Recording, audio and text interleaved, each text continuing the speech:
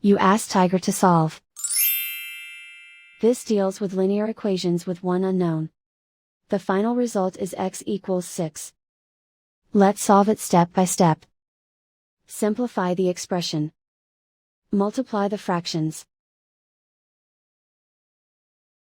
Break up the fraction. Simplify the fraction. Find the greatest common factor of the numerator and denominator. Factor out and cancel the greatest common factor. Group all x terms on the left side of the equation. Subtract 2x from both sides. Group like terms.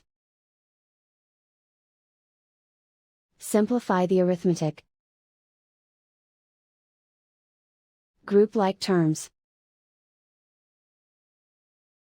Simplify the arithmetic. Group all constants on the right side of the equation. Add 3 to both sides. Simplify the arithmetic.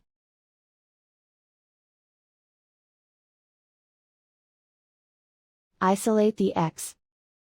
Divide both sides by 2. Simplify the fraction. Find the greatest common factor of the numerator and denominator. Factor out and cancel the greatest common factor.